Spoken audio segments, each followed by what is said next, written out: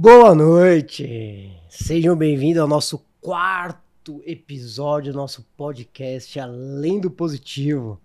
Hoje é um dia especial, Dia das Mulheres. Não podia deixar de conversar hoje com a primeira convidada médica, doutora Carolina Zendron. Sou o Dr. Maurício Ligabo Júnior, especialista em reprodução humana, e ela também tem essa especialidade. Eu acho que vai ser um bate-papo muito, mas muito gostoso. Carol, primeiro, seja bem-vinda. Obrigado pela presença aqui hoje, a disponibilidade de um sábado à noite. Quem sabe que médico tem uma vida corrida, né? Mas eu queria que você primeiro se apresentasse, porque acho que boa parte da população que está nos assistindo já te conhece. Mas pode se apresentar. Seja bem-vinda, Carol. Obrigada, Maurício, pelo convite. Boa noite a todos. Então, meu nome é Carolina Zendron, me conhecem como Carol Zendron. Eu sou mogiana, daqui de Mogi mesmo. Trabalho no meu consultório ali na Rua Santana. É um consultório pequenininho meu, junto com a doutora Tânia Trípode. E faço os meus casos de reprodução lá na clínica do Maurício, na In Vitro. E o maior prazer estar aqui hoje, Maurício. Obrigada mesmo. Legal, Carol, porque a gente passa uns apertos às vezes, né? E é tão gostoso ter colega assim pra gente compartilhar as experiências, porque um acaba ajudando o outro, né? Mas me fala um pouquinho, Carol, você falou que você é mogiana, nasceu foi em qual hospital aqui de Mogi? Na verdade, eu nasci acho que era a antiga Mãe Pobre, né? Que hoje em dia é o Mogi Mater, Que legal! Nasci lá e morei a vida toda em Mogi, depois saí daqui com 18 anos para fazer cursinho, e aí passei na faculdade em Santa Catarina, em Blumenau. Fiquei 6 anos em Blumenau fazendo faculdade de medicina. Depois eu fui para o Rio de Janeiro e fiz minha residência de ginecologia e obstetrícia. E aí continuei lá no Rio, fui para a UERJ e fiz reprodução lá na UERJ. E meu mestrado também, que foi em endometriose lá na UERJ também. Que bacana. E deu a vontade sua era sempre voltar para Mogi? Desde quando você fez toda essa trajetória fora, faculdade, residência, especialização, mestrado, e aí você voltou, como é que foi isso? Então, num primeiro momento, a ideia não era muito voltar, eu estava super bem lá no Rio, né, depois que eu terminei a residência e o mestrado, eu fui trabalhar numa clínica grande lá no Rio, de reprodução, e fiquei só nisso. Era uma vida tranquila, né, porque eu nem trabalhava mais com obstetrícia, não precisava dar plantão, só trabalhava nessa clínica como médica assistente do Dr. Paulo Galo e da doutora Maria Cecília Hertal, que são grandes nomes aí da reprodução. Sim, conheço. Mas aí bateu a vontade de ter filho, e aí eu fiquei insegura, né, de ter filho longe de uma rede de apoio, né, da família, dos meus pais e tudo, e aí acabei decidindo voltar para Mogi. Então, ó, tá vendo, pessoal? Além do positivo, né? Isso aí. A gente conversa muito com as nossas próprias pacientes, mas eu vejo você, principalmente você como mulher, né? O homem já é um pouco mais diferente. Mas você vê que no planejamento familiar você acaba mudando um pouco a rotina, tem que mudar a estrutura, e o que você já está acostumado tem que enfrentar novos desafios, né? Então, quer dizer, acho que as pacientes também passam por isso, né, Carol? Passam por isso, sim. Eu falo que é uma decisão difícil, principalmente para a mulher, né, que trabalha fora, né, esse momento aí da gravidez, porque você sabe que por um tempo você vai ter que parar, né? Mas eu sempre falo isso, que a gente também não pode desistir da maternidade por causa da nossa carreira, né? Na verdade, né, Carol, eu tento sempre falar como uma forma de orientação, você sempre equilibrar, né? A mulher hoje entrou no mercado de trabalho, essa mulher é independente, essa mulher, né, tá super desenvolvida do ponto de vista, às vezes, financeiro, e às vezes do ponto de vista familiar ela deixa muito. E atrasa muito, né, Carol? Atrasa demais. Eu, como trabalhava com isso, já sempre tive esse medo. Então, meu primeiro filho eu tive com 32 anos. E com 30 eu já tava ficando agoniada já de não estar tentando engravidar. Carol, eu vou contar até um segredo, porque nessa época a Carol já operava junto, lembra? Já. E ela, não, mas Maurício, eu não estou engravidando, Maurício, quanto tempo eu vou esperar, Maurício? Então, quer dizer, ela também enfrentou, até engravidar a primeira vez, um monte Foi um tempo, né? Quanto tempo demorou, Carol? Com certeza. Eu sou daquela geração que usou pílula a vida inteira, né? Então, é aquela geração que começou a usar pílula com 14 anos de idade, por causa de acne, né? Ou porque a menstruação, por causa de cólica, menstruação irregular. E como eu trabalhava com endometriose, eu tinha muita curiosidade de fazer uma ressonância, porque eu pedia muito para as minhas pacientes, e um dia eu resolvi fazer, lá no Rio ainda, né? E aí deu o famoso espessamento do ligamento uterossacro. E aí eu já falei, ixi, né? Então não sei se vai ser tão fácil assim engravidar.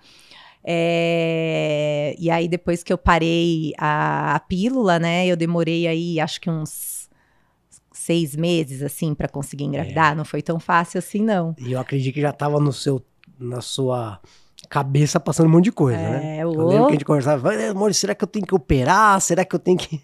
Eu monitorizava a ovulação no plantão. Eu ia dar plantão e eu pedia pra menina que fazia ultrassom, falava, faz ultrassom aí, vamos ver como é que tá hoje.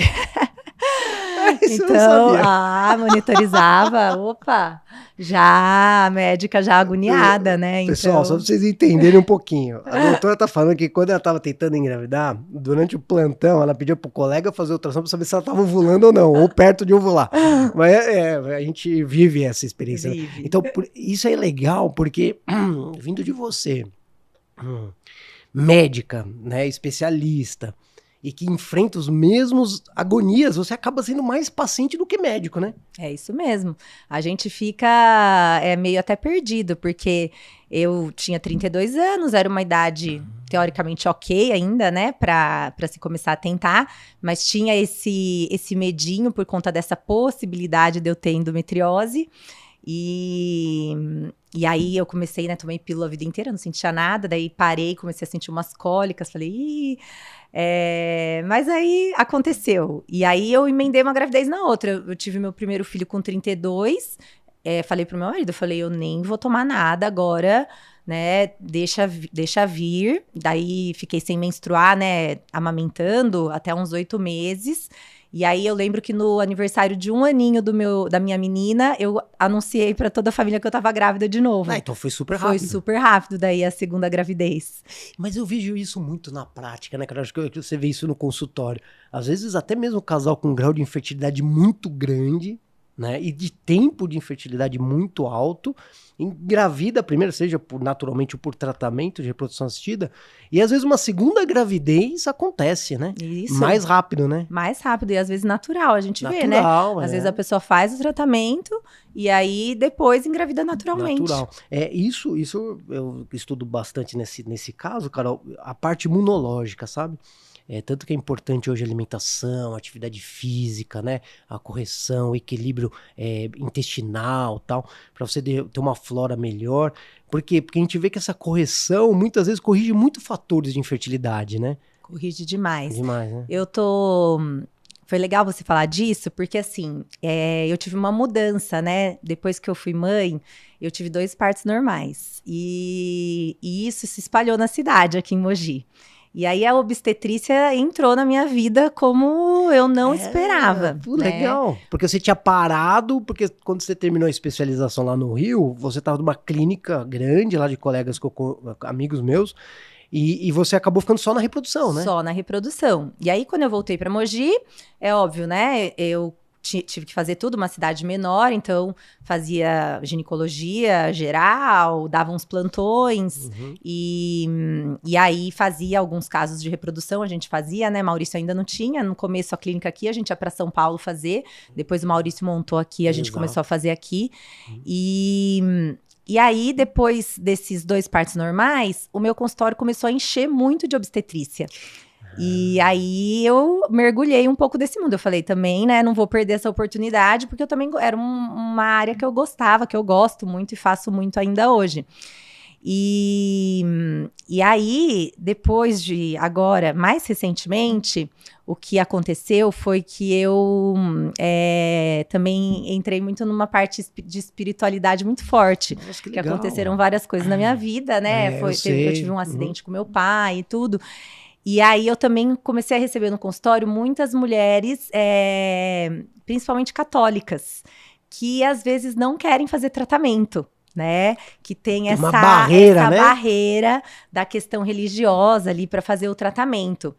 E aí, a conversa sempre é essa, falar, olha, a sua melhor opção é o tratamento, é a fertilização, mas você precisa ser sincera comigo, você não quer fazer?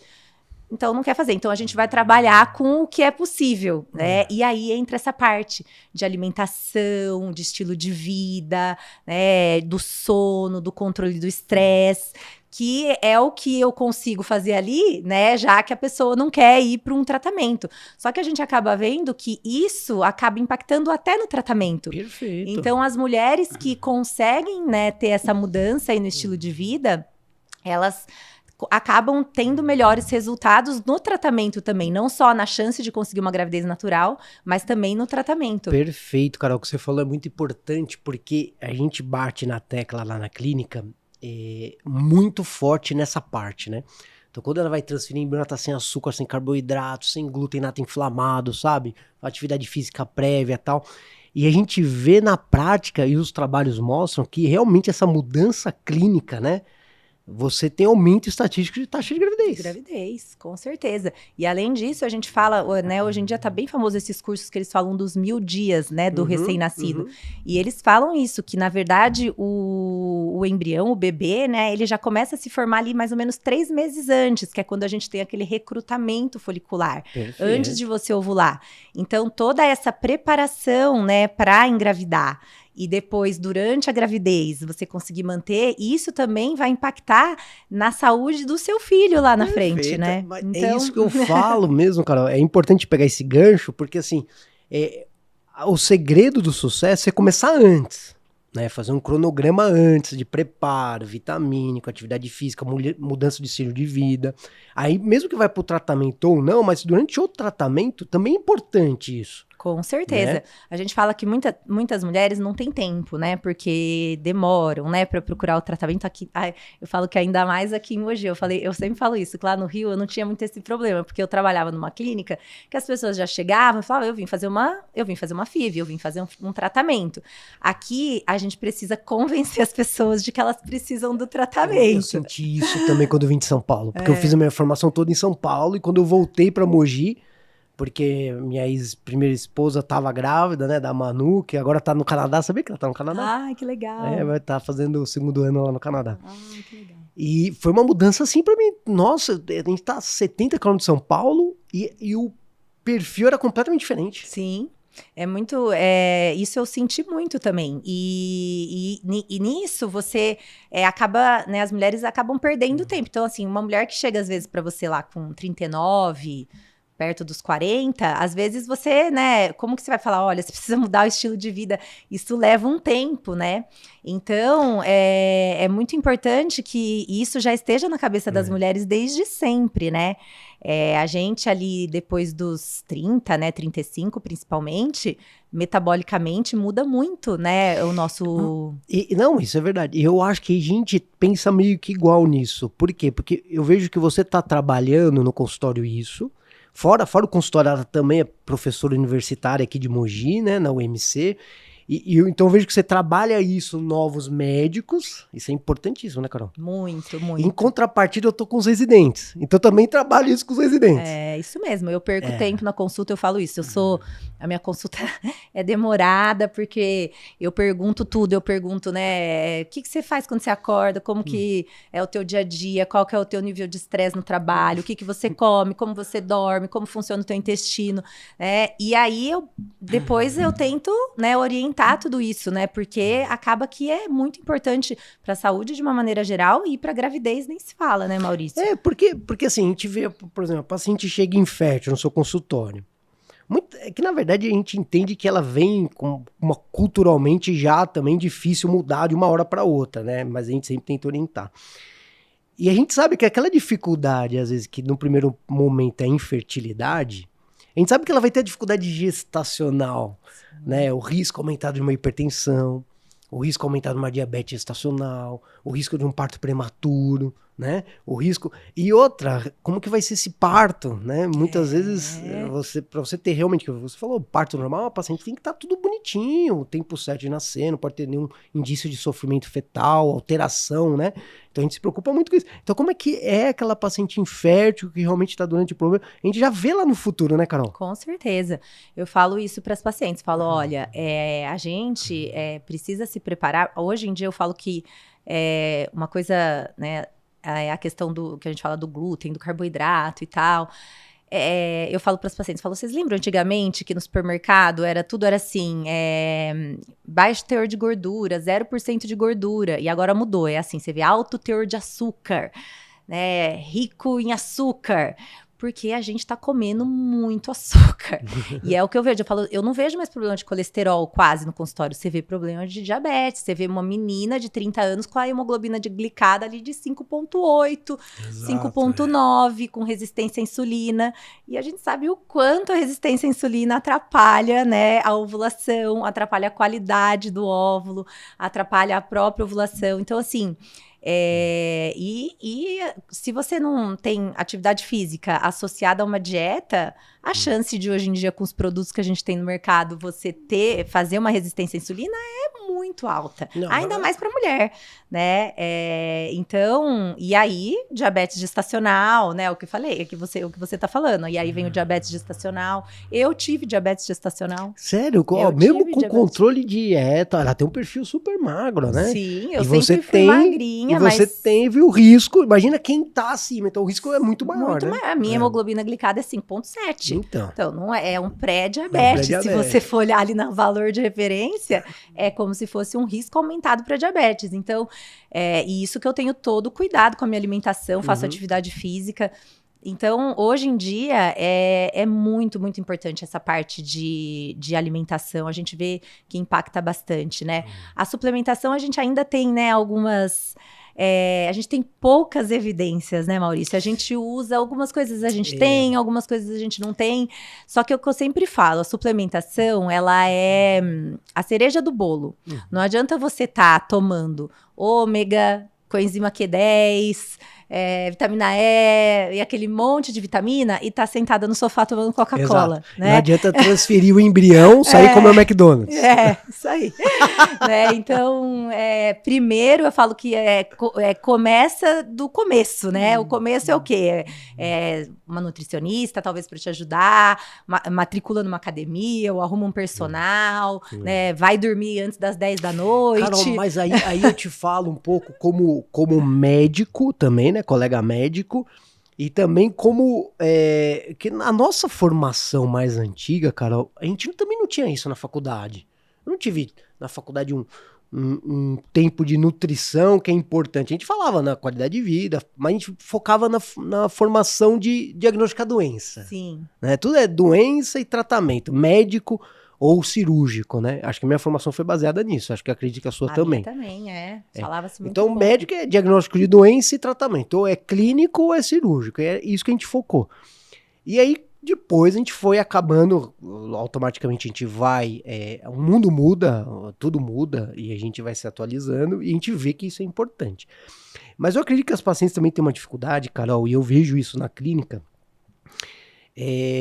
porque você fala assim, tem que se alimentar. Acho que elas já têm consciência disso, sabe? Mas eu acho que falta, às vezes, um profissional legal, né? Um nutricionista. Porque ela marca uma consulta com o nutricionista. O colega já imprime e, toma aí. Putz, sabe? Eu vejo essa dificuldade. Tanto que lá na clínica a gente contratou uma nutricionista. Ela não trabalha lá fisicamente, mas ela faz os atendimentos que ela é de fora.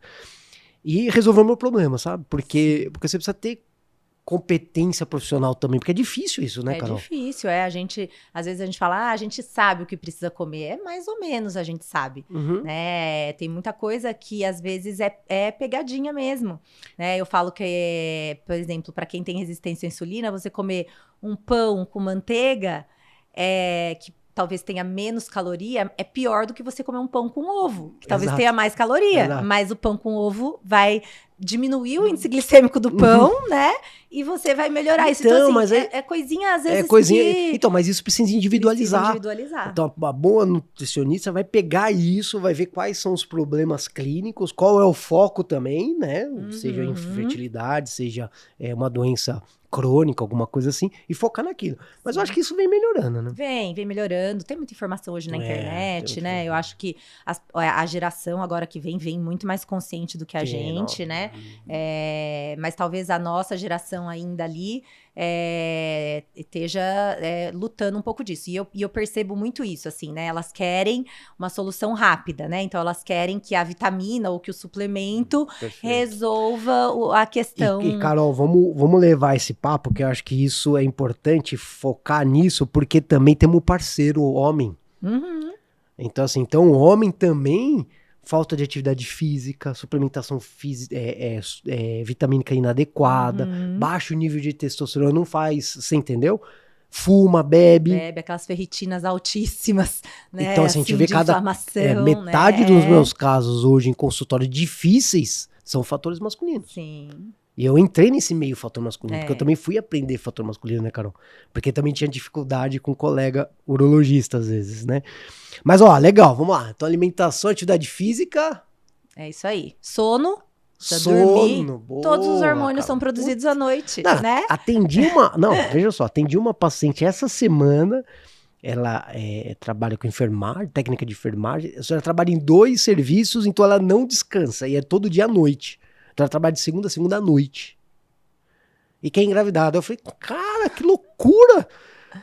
E ela um sobrepeso, entendeu? Eu falei, é loucura, isso é uma bomba atômica, porque nível de cortisol alterado, né? Produção hormonal totalmente alterada. E outra, se você aparecer grávida, piorou mais ainda, né? É isso mesmo, eu falo, os hormônios, a grande maioria deles, eles são produzidos à noite mesmo. E o pico da produção é tudo ali em torno das 11, meia-noite. Então, esse horário você já tem que estar dormindo, você já tem que estar naquele sono REM, né? Naquele profundo, sono né? profundo, né? E hoje em dia, com celular, né? As pessoas vão pra cama meia-noite com o celular, com aquela luz branca ainda no olho, e vão dormir de madrugada e tem que acordar no dia seguinte. Então, assim, isso é uma coisa que é o que a gente fala que é o tripé da qualidade de vida ali, né? Não tem como. Existe hoje em dia um curso em Harvard que um monte de médico faz, né? É um curso de estilo de vida para o médico implementar na vida dele e poder... Porque médico tem estilo de vida ruim, né? A gente tem estilo de vida ruim. E poder passar para os pacientes. E eles falam desses pilares, né? Que é sono, alimentação, atividade física, controle de estresse, que é o outro ponto. E aí a gente leva para ansiedade, depressão, né? Então a gente vê que os estudos mostram que o tempo ideal de você ficar sem a tela do celular é até começar a dormir é pelo menos 1 hora. Então, olha só, então a gente vai dormir, a gente pega, vê o celular e já quer dormir. E a gente fala que tinha que ser pelo menos 1 hora. 1 hora, é isso aí, é a higiene do sono, né, que a gente fala. Tem que chegar em casa, né, a gente fala assim, eu quero tomar magnésio. Eu acho maravilhoso o magnésio para dormir ali, é super legal, ou um pouquinho de melatonina, né, as doses baixinhas. Mas não adianta, né? Então, assim, eu falo, tá bom, então vai, você chega em casa, toma o seu magnésio, né? E aí já vai diminuindo o ritmo. Não é mais para ligar a televisão 7, 8 horas da noite. Já é para ir apagando as luzes, diminuindo, vai ler um livro. 10 horas da noite você já tem que estar deitado na cama, né? Hoje eu consigo fazer isso, mas eu admito que minha vida antigamente era pior mesmo. Hoje eu não dou plantão mais à noite, hoje eu tento dormir mais cedo, até por conta das crianças. Então, realmente, eu vejo que o impacto é gritante nisso. Mas vamos evoluir. Vamos. Alimentação, atividade física sem discussão, que é importante para todas as faixas, né? Sono e controle de estresse. Sono e controle de estresse, ótimo. Controle de estresse, você fala, eu vejo lá na clínica, às vezes, você trabalha com acupuntura, né? Tem um protocolo de pausa, antes da transferência. Meditação mesmo. Hoje em dia tem vários trabalhos de mindfulness, né? Associado à fertilidade. Você estar presente naquele momento é o que é mais importante. E eu sei que isso é muito importante, Carol, porque os ensaios clínicos mostram isso, a gente vê. E na prática clínica eu vejo isso também, né? E aí eu vejo que às vezes é difícil trabalhar com a paciente, tranquilizar a ansiedade dela, ela ter o autocontrole dela, ela trabalhar com aquele momento presente, né? Pra ter o autocontrole e vivenciar aquele momento que é fantástico, uma transferência de embrião, é um momento único, pô. É igual um momento parto, praticamente, né?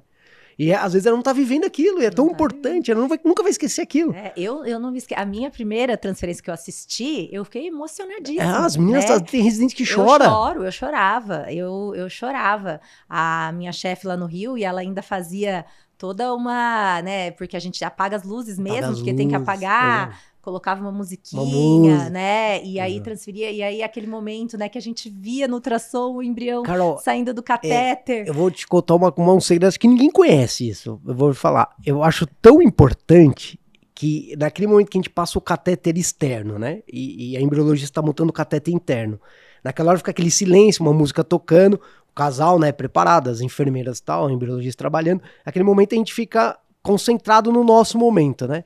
Sabe o que eu rezo? Isso aí. Você reza também? Eu rezo sempre, Maurício. Eu falo que ainda... Não, mas eu rezo naquele momento. E eu falo que eu me questionei muitas vezes, né, trabalhar com reprodução por conta dessas questões aí religiosas, mas eu acho que nós dois, a gente faz com muita ética, né, Maurício? Assim, ninguém é Deus aqui, né? Quem dá a vida é Deus, né? Às vezes falam assim, vocês são vidas congeladas. Eu falo, calma, né? São pré-embriões, né? São células que estão lá, e a vida começa a hora que o sangue da mãe começa a passar, né, para aquela célula. Exato. E ela consegue se desenvolver. Exato. Né? Então, eu sempre penso isso. Ali, por que a gente, né, transfere, às vezes, embriões de excelente qualidade, e não dá certo, com um endómetrio lindo, com útero lindo, e não dá certo. E, às vezes, a gente transfere lá embriões mais ou menos, com aquele endométrio capenga que você não conseguiu, e dá tudo certo. Então, assim, a gente não tem o controle, não tem, né? o controle. Então, e é o que você falou, a paciente estar ali, né, estar ali de coração aberto, né, para receber aquela vida em potencial, né, que pode começar, né, o marido tá ali junto, né, a importância de você trazer o marido junto da transferência, a hora que termina o procedimento, né, abençoar aquele momento, né, pedir para Deus estar ali junto, para aquela vida realmente começar, né, a florescer ali dentro. Então, eu penso muito isso. Eu acho que é muito importante a paciente ter essa parte de tranquilidade, e eu acho que existem, né, técnicas que a gente fala de meditação, mas a espiritualidade é uma maneira, né, de controlar o estresse, né? Cada um tem a sua, né? E não importa qual, todas são bem-vindas e todas vão ajudar, né, a controlar esse estresse, essa ansiedade que a gente vive até durante a gravidez, né? Quanto que a gente não vê de depressão pós-parto? Eu falo, quantos casamentos não terminam, às vezes, num puerpério? Não é isso? Porque não é fácil, né? Não é fácil. A vida muda completamente. E é legal você falar, Carol, porque às vezes um bom médico... As pacientes também não conhecem isso. Porque às vezes a paciente acha que o bom médico... Qual que é aquele médico? Que pediu todos os exames inimaginários que ela nunca ouviu falar. Você entendeu? Queria desejar o melhor médico. Pediu um monte de exame, certo? E que vai passar um remédio, vai fazer um tratamento, né? E às vezes o bom médico é só estar ao lado, né, Carol? Só estar ao lado. E a própria obstetrícia fala isso. A obstetrícia vem do latim, é estar ao lado da gestação. Ao lado. Eu falo que uma das angústias que eu tenho é quando eu vou dar alta para o paciente do parto, né? Às vezes eu vejo um casalzinho assim, eu falo, gente, eu quero ir, até eu dá vontade de eu ir junto para casa, eu falo, acho que eles não têm ideia do que os aguarda. Né, assim, óbvio, tem casais que se sabe que tem uma rede de apoio, que já estão mais preparados, que alguém já engravidou na família, que sabem como é, mas tem uns que não têm a menor noção, né, e aí ela volta naquela consulta pós-parto com aquele coque aqui no cabelo, né, assim, com aquelas olheiras, assim, o cabelo meio ceboso, não dá tempo nem de tomar banho. Você fala, meu Deus do céu, né? Dá vontade de falar assim, você quer ficar dormindo aqui um pouquinho enquanto eu saio? Mas eu brinco lá no consultório que eu falo assim, não adianta, não pode devolver, viu? Não dá pra devolver, não dá pra devolver, então... Mas esse é outro ponto interessante, Carol, por quê? Porque eu trabalho muito no consultório, acredito que você também tem essa visão, da importância de mostrar para essa paciente que esse desafio inicial talvez é a infertilidade, né? Mas é um outro desafio a gestação, ainda mais quando a gente tem casos graves, né, cara? Não sei se eu me tornei referência por conta disso, mas eu acabo só tendo caso mais grave. Como vai ser essa gravidez? Como vai ser o parto? Como vai ser o pós-parto? Como que vai ser essa criança dentro da família, sabe? A gente vê isso, né? Mas a paciente, ela acredita que a infelicidade dela só tá no fato dela não engravidar. Não é verdade, porque ela manda os medos, né? Se prorroga os medos, né? Sim, é isso aí. Eu adorei o nome que você escolheu, né? Além do positivo, porque quando você tem o positivo, não terminou, né? Não terminou. A gente não quer um positivo, a gente quer um bebê em casa, né? Um bebê em casa saudável. Não, né? mas o mais legal, eu quero que ela tenha... A infertilidade é um trauma, né, Carol? É muito tempo, às vezes com abortamentos, com... Putz, eu sei que já é um obstáculo muito grande do ponto de vista psicológico. Na hora que ela enfrenta essa infertilidade, a gente quer que ela curta também os momentos nessa trajetória bons, numa transferência de embrião, né? Que vai ser marcante para a vida dela. E aí, se ela não curte, se tudo é um medo, uma insegurança, esse medo e insegurança se persiste durante a gravidez. Sim. E aí ela também não curte. E ela vai sentir falta lá na frente, né? Vai sentir falta lá na frente, né? Curtir a barriga, curtir... eu falo, gravidez não é doença, mesmo gravidez, né? De uma paciente que fez tratamento, dá pra levar uma vida completamente normal, né? Eu falo ainda mais isso, falei, nós mulheres já somos, né, nós enfrentamos tantas dificuldades, né? Porque é difícil, né? Você trabalha com um monte de mulher, você tem muitas funcionárias mulheres, mas eu imagino que é uma coisa assim, puta, e se engravida, né? Pro patrão ali, é duro contratar uma mulher. Então, se você fica grávida e começa a fazer corpo mole, você tá, né, piorando aí pra todas as mulheres que vêm por aí. Mulher, então, ela enfrenta isso diariamente. Né? Então, assim, ela tem que ter essa tranquilidade de que ela vai poder trabalhar durante a gravidez dela, né? Ela vai poder fazer atividade física durante a gravidez dela. São pouquíssimas situações, né, que a gente pede repouso durante a gravidez. Pouquíssimas, né? Todas as minhas pacientes têm tanto medo, eu falo, de jeito nenhum. Atividade física, inclusive, é indicado, né, fazer na gravidez. E se preparar, né, para depois também, quando esse bebê chegar, eu falei, se preparar, às vezes o que a gente vê, né, na obstetrícia muito assim, tá preocupada com o fotógrafo, é legal, tá preocupada com a decoração da maternidade, tá preocupada, né, e eu falo, gente, a gente não sabe o que vai acontecer, a gente não sabe se esse bebê vai pra UTI ou vai pro quarto, né, então eu falo, às vezes são umas preocupações, assim, que, e isso é uma coisa aqui do Brasil, né, porque fora do Brasil você não vê isso, as maternidades são super normais, não é esse glamour que tem aqui, né? Aqui é um glamour, as maternidades, você vai para umas maternidades de São Paulo, eu falo, meu Deus, onde você tá entrando? Tipo, é um hotel 5 estrelas, né? Que é isso? E aí é uma preocupação, às vezes eu falo assim, gente, eu chego no quarto, parece assim, decoração de festa de 1 ano, e aí o bebê não vai pro quarto, o bebê vai na UTI, às vezes não é nada grave, às vezes é um desconforto respiratório, mas... Né, você vê como às vezes as prioridades, né? Eu falo assim, às vezes não quer gastar dinheiro com o médico, né? Ou sei lá, quer economizar alguma coisa no tratamento e gasta às vezes com umas coisas, né? Que você nem sabe se vai dar para usar, porque, né? E se o bebê não vai pro quarto, vai pra UTI?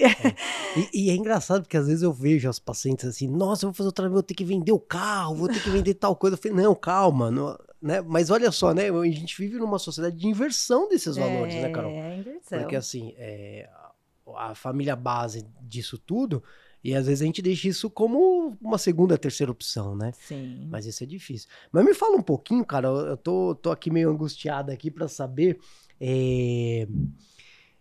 entrar um pouquinho na infertilidade, né? Como que você maneja, as pacientes mandaram até no Instagram ontem, quando eu falei que a gente ia fazer esse bate-papo, da baixa resposta, que é o grande desafio nosso, né? Então hoje eu tenho um paciente que tem uma idade avançada automaticamente por conta da idade, uma baixa resposta, e vejo pacientes cada vez mais novas com baixa resposta. Nossa, como é difícil, né? Olha, eu acabei de ter um caso, uma pacientinha que engravidou comigo, por tratamento, e respondeu médio no primeiro estímulo, no segundo respondeu melhor, enfim, teve uma gravidez. E aí agora, só que ela na época tinha talvez 35, 36 anos. E aí o neném nasceu, hoje em dia tá com 3, 4 anos de idade, ela voltou com quase 40 para fazer o tratamento.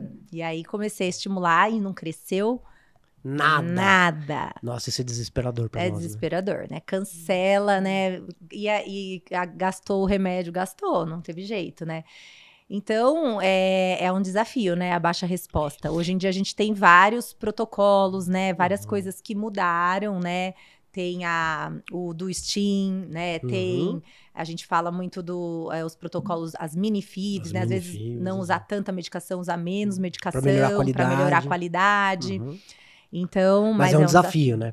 É um desafio, Carol, sabe por quê? Porque a gente vai nos congressos, a gente vê os trabalhos e os protocolos, eles já falam o que tem que fazer. E aí você segue aquele protocolo que o estudo X falou que é melhor, mas para aquela paciente foi péssimo. Aí você fala, eita. Aí você tem que lidar com aquela individualidade, né, Carol? É isso mesmo.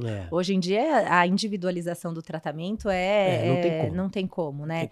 Cada pessoa responde diferente, né, ao tratamento, às medicações, né? Às vezes a gente troca a medicação e responde melhor, né? Espera um ciclo de folicular ou uma segunda fase melhor, muda a qualidade de vida com o tempo, uns 3, 6 meses, né? Tem a paciência de esperar. Saber quando começar. Isso, porque às vezes você começa ali na ansiedade e não responde, né? Então isso, saber e eu vejo muitas pacientes começando. A paciente, ela entende que tem que fertilizar, por exemplo. Então, vamos falar do paciente de fertilização, né? Ela sabe que tem que fertilizar, ela já passou até com outros colegas, tal. Tem um desafio financeiro, ela tem o dinheirinho dela, guardou, tal. Então, ela acha que vai começar amanhã. Ela vai menstruar e vai começar. E muitas vezes não. Muitas vezes precisa de um planejamento, um cronograma individualizado dela, né? Com certeza. A gente tenta, né, Maurício? Tem uso de testosterona, tem uso de GH, o DHA, que é o DEA. É um monte de coisa, né, que a gente tenta ali. E o que eu enfrento, às vezes, eu tenho pacientes que é muito indicação de paciente, né? Aí, às vezes, o paciente, deu certo, doutor, ela usou tal remédio. Não, mas você não precisa, você vai ter que usar o outro remédio. É bem isso. Cada um é cada um, não tem jeito, né? Mas é um desafio diário. Mas o que eu vejo, Carol, como prioridade, porque eu acho que a vida dentro da medicina reprodutiva é uma técnica muito moderna, a gente vem mudando, né? Quando eu comecei na reprodução, Carol, um pouco antes de você, a gente usava 600 unidades de hormônio por dia para todo mundo. Hoje eu uso 300 no máximo. Então, quer dizer, a gente vai mudando, né? Antigamente não tinha congelamento, hoje tem congelamento. Antigamente não tinha biópsia, a gente fazia PGD em D3, um alto índice de mosaico. Então, quer dizer, a gente trabalhava com embrião que a gente não sabia se aquele embrião que geneticamente estava alterado podia estar normal, era uma loucura. Hoje a gente tá levando esse embrião para biópsia mais tarde, as incubadoras melhoraram muito, o meio de cultivo melhorou muito, as taxas de gravidez acompanharam. Isso, o que eu vejo mais importante hoje dentro do foco reprodutivo nosso é a orientação, né? Porque hoje a medicina reprodutiva está tão avançada que hoje a gente tem embasamentos de falar com a paciente para ela fazer um planejamento familiar quando ela é nova, né, Carol? Tipo, aquela moça que quer fazer uma faculdade de medicina, que é solteira, que são 6 anos, mais 3 anos de residência, mais 2 anos de especialização. Quando ela entra no mercado de trabalho, ela tem 30 e poucos anos. E muitas vezes aquele hormônio timoreano dela, que é um exame de sangue, uma contagem de folículo antral, que é um exame ultrassom transvaginal básico, podia ter feito há 5 anos. É, isso mesmo. E isso, eu falo que isso a gente depende do ginecologista, né, do consultório. Eu falo que é isso, né? Ninguém quer receber essa pergunta, né? Ai, quando que você vai ser mãe? Quando que você vai ter filho? Mas o seu ginecologista tem que te fazer essa pergunta, exato, né? A mulher precisa ter esse planejamento, né? Ainda mais hoje em dia a gente que trabalha, a mulher que tá no mercado de trabalho e tudo, que quer postergar a gravidez. E é verdade, porque elas confundem às vezes, o colega, nós médicos, a gente confunde um pouco, no fato de você procurar a gestação ou investigar um possível grau de infertilidade dentro do histórico daquela paciente, que às vezes fazer um hormônio timoreano, ou uma ressonância para uma endometriose, né? Ou um espermograma do marido, talvez, não sei, uma orientação básica que venha do ginecologista. muitas vezes eles entendem que a gente vai forçar uma fertilização. É. E o pensamento é o contrário. É o contrário. Eu falo, o planejamento familiar é tão importante porque o que que acontece? A gente, eu vejo amigas minhas médicas, hein, que têm um pouco de noção, né? Uhum.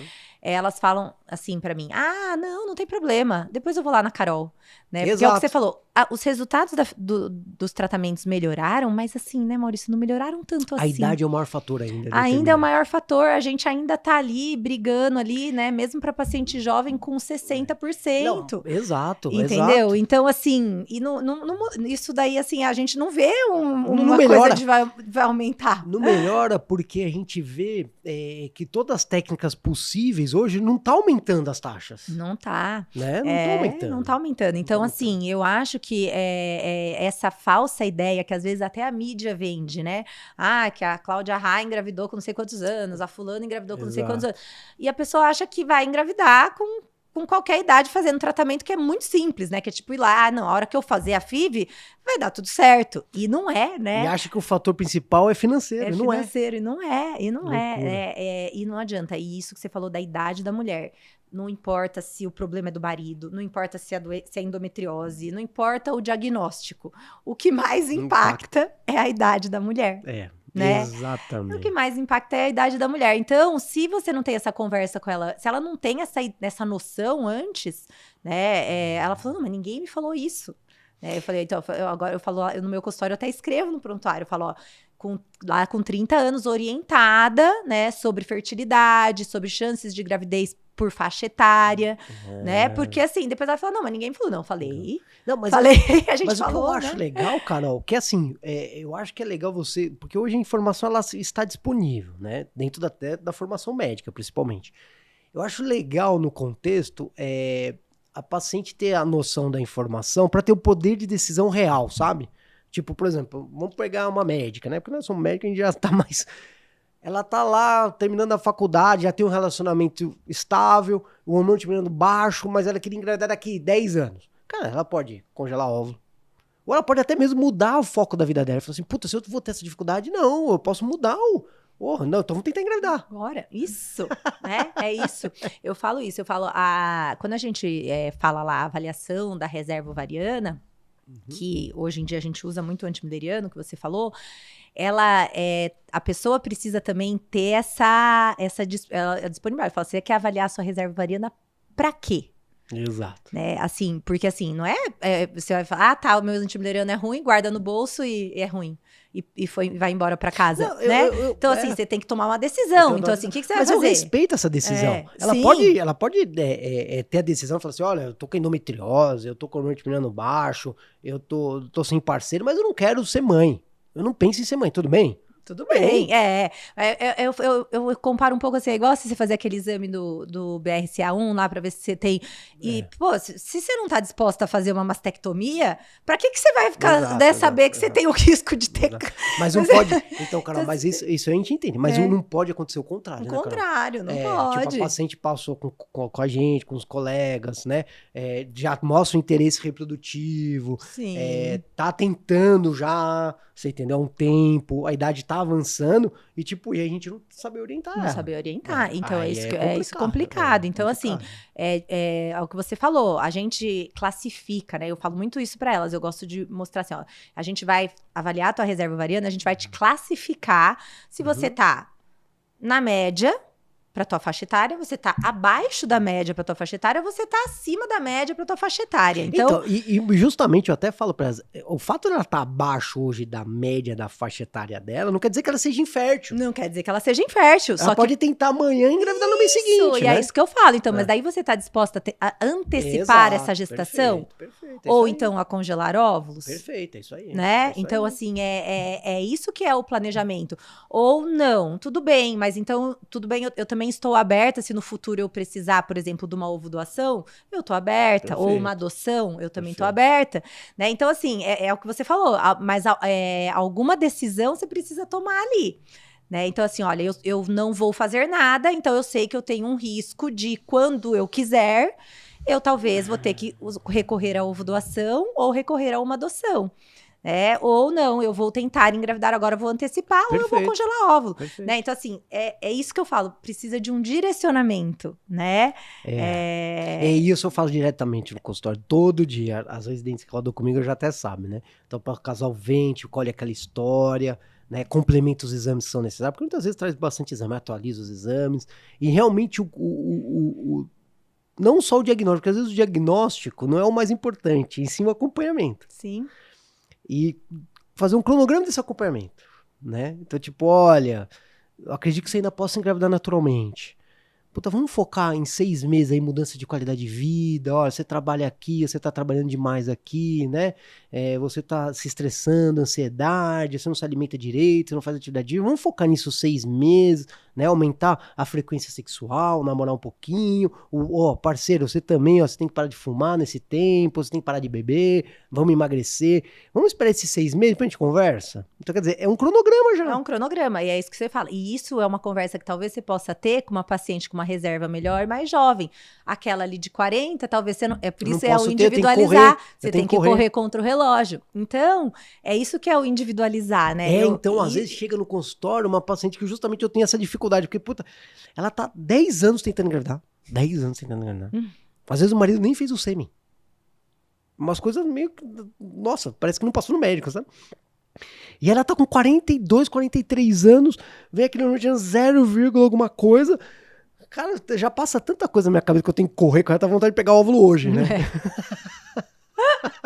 É mais ou menos isso. Então, e é isso que eu converso. Tem pessoas que vão ter tempo, né? E tem pessoas que não vão ter esse tempo. Então, a conversa é muito diferente. Às vezes, o problema é o mesmo. Carol, mas lógico que talvez a gente, tendo essa formação da fertilidade, eu acho que talvez a gente saiba que tem que conversar. Tem que conversar. O que eu vejo muito, não sei se isso é uma impressão minha, gostaria de compartilhar com você, eu acho que às vezes nós médicos... não especialistas, talvez, a gente acaba tendo dó da paciente, sabe? Não tendo aquela conversa que tem que ter. Fala assim, putz, olha, eu acho que você não vai conseguir engravidar. Esquece que você não vai conseguir engravidar. Quantas pacientes vêm pra mim e falam que passou um colega e falam, esquece, meu. Esquece, hein? Você vai conseguir engravidar, sabe? Ou também a gente menosprezar a paciente até do ponto de vista financeiro, sabe, Carol? Sim, porque ainda é caro, né, Maurício? É caro. Mas assim, eu vejo na clínica que não é a minha dificuldade, não é muito financeira, sabe? Porque a gente tem programa de doação, às vezes ela tem alguém que comprou doação, a gente tem hoje forma de pagamento, a gente ajuda, você entendeu? E eu vejo que aquelas pacientes, às vezes, com condição financeira até mais baixa, que às vezes... Se esforçam, mas conseguem. Conseguem. Né? Então, assim, a gente não pode julgar a paciente se ela tem o poder aquisitivo ou não de fazer um tratamento. A gente tem que tratar todo mundo igual. Todo mundo igual. E tem tantas possibilidades. É o que eu falei, você facilita. A gente tem programas aí em algumas universidades que também facilitam, que a gente pode encaminhar. Então, assim, dá para ajudar ali dessa questão financeira. Né, o brasileiro parcela tudo, a gente parcela, né? Parcela. Então, assim, é possível, né? Mas o planejamento é fundamental. Isso que você falou do cronograma é muito legal, né? De você falar para o paciente, a gente vai fazer isso primeiro, vai fazer isso.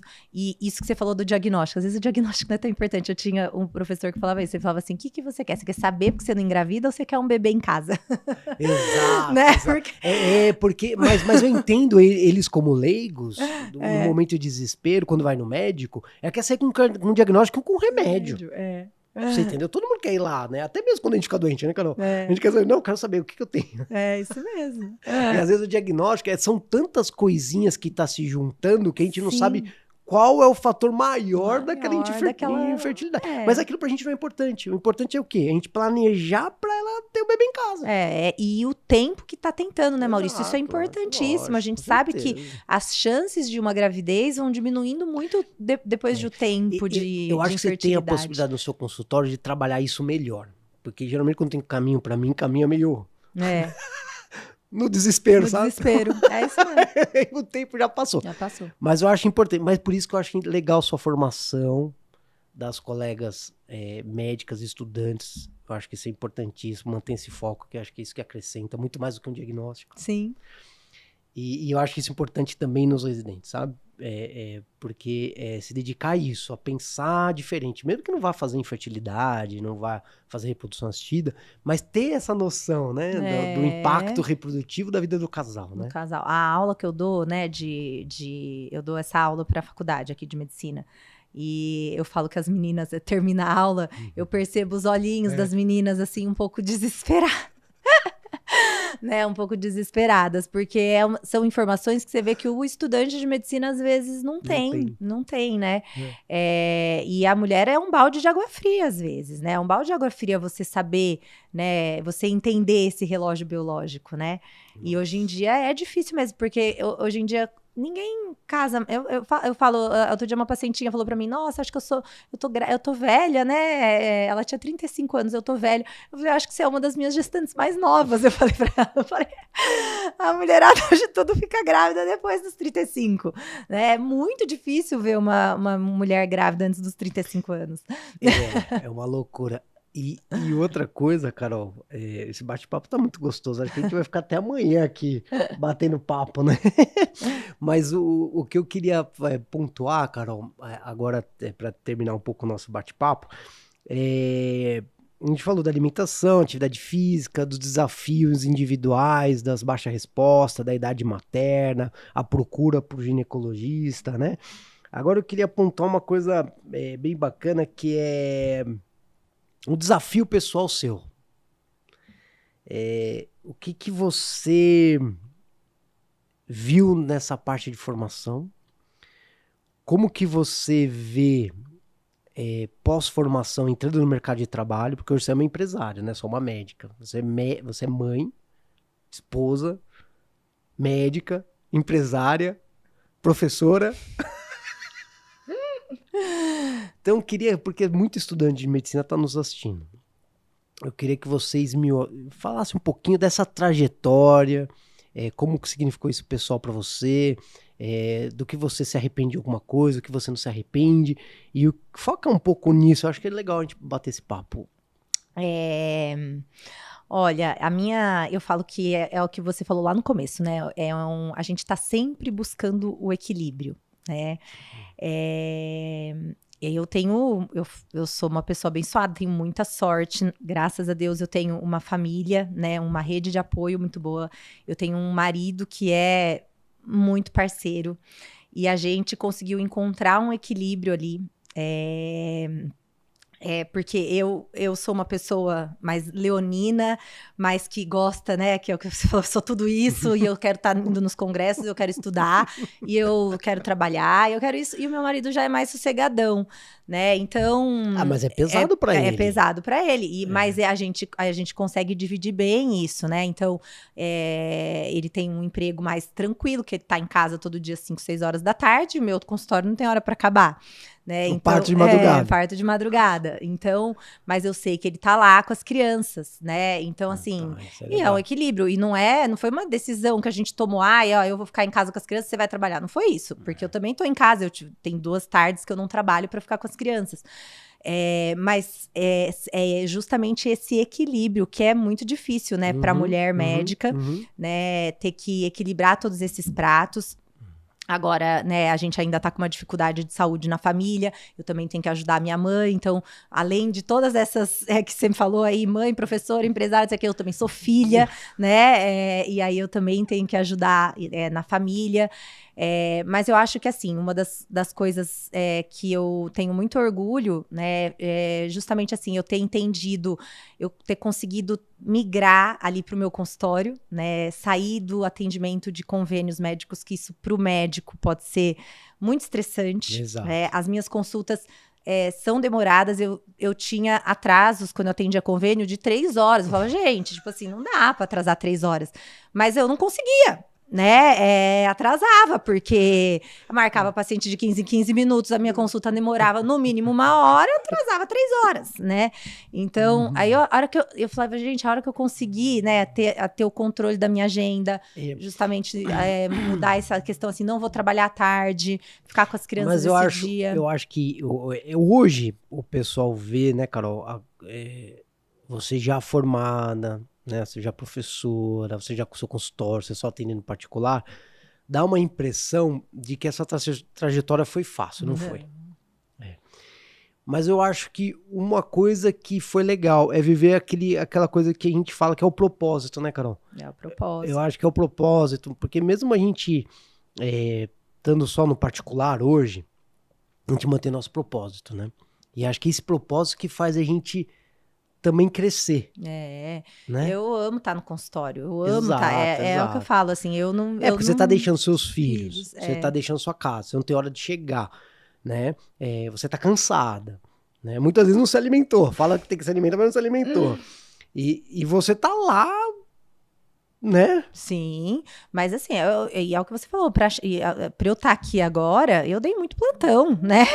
A gente fez muita cirurgia pelo convênio, né? Operava, fazia dia cirúrgico lá que passava o dia inteiro operando. Então, assim, parece que, né, foi tudo assim, né, um passe de mágica. Não foi.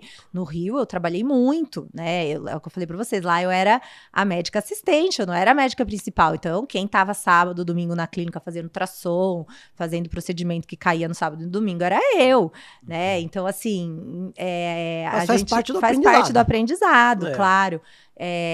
Mas é uma trajetória que eu me orgulho muito, e depois eu ainda tive essa transição para Mogi, que não foi, né, eu era mojana, mas eu fiquei muito tempo fora, eu fiquei, sei lá, mais de 10 anos fora, né, então da cidade, então eu tive que voltar, tentar fazer meu nome aqui, e você também não pode chegar chegando, né, eu tive que chegar comendo pelas beiradas, dando plantão, conhecendo o pessoal, até eu conseguir me estabelecer, então, mas é muito, ainda, eu falo que a culpa materna, né, não tem como, eu acho que qualquer mãe sempre carrega um pouquinho de culpa, eu falo, às vezes eu pego um dia pra mim e falo, vou fazer uma massagem, eu tô lá na massagem, eu falei, o que eu tô fazendo aqui? Eu tinha que estar em casa com as crianças, por que eu tô fazendo massagem?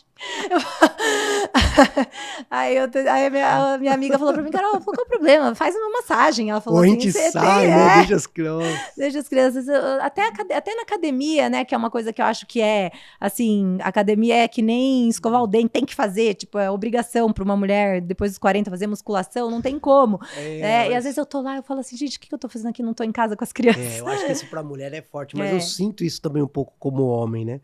E aí eu vou agora pra Lisboa, que tem um congresso do Asher com o americano, eu vou ficar lá 7 dias, né? Vou na terça.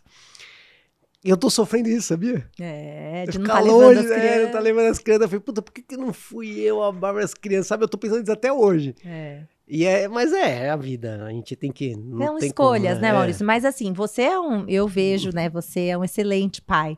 Né? Meio babão, às vezes. Meio babão, né? Mas eu falo, eu vejo você sempre muito presente. Então, assim, a gente se esforça pra estar lá. Eu vim de uma mãe que também sempre trabalhou, minha mãe sempre trabalhou, era aquela criança que entrava na dança de balé no palco procurando pra ver se minha mãe tava lá assistindo, porque às vezes ela não chegava a tempo. E eu sou essa mãe hoje em dia também, né? Mas a gente se esforça e eu acho que os nossos filhos veem, reconhecem, né? Eu acho que sim, acho que vai importante. Carol, mas delicioso papo. Eu acho que vai ficar aqui um convite pra gente continuar uma segunda rodada desse bate-papo. Sim, pode vamos ser? escolher um tema. Coloca lá no seu Instagram para os pacientes escolherem um tema. Um tema específico e esmiuçar que eles estão. Vamos fazer isso? Vamos. Obrigado. Estive aqui, ó, com a doutora Carolina Zendron. É um combo completo, ó. Mãe, esposa, professora, médica, filha. Que mais, Carol? Empresária. Irmã. Amiga, tem que ter tempo para as amigas. Valeu, Carol. Obrigado. Deixa pra gente, que eu não posso esquecer, se tudo isso da sua vida que passou hoje resumisse em uma palavra, qual seria, Carol? A minha palavra Uma única. Uma única? Ui, que difícil. Eu ia responder pra você, hein? Eu ia responder, mas pode responder. Eu acho que persistência, talvez. Persistência, perseverança, é isso mesmo. Perseverança. Carol, obrigado. Foi uma delícia. Você está convidada para um segundo momento, tá bom? A gente vai ficar o ano inteiro aí, toda semana batendo papo, então eu acho que vai ser muito bem-vinda a sua volta ao nosso bate-papo. Obrigada, Maurício. Tchau, gente. Finalizamos nosso podcast, 4º episódio com a doutora Carolina Zendron. Obrigado por todos aí compartilharem esse momento aí de muita experiência, muita discussão e um pouquinho apimentando um pouquinho a parte pessoal também. Grande abraço, boa noite!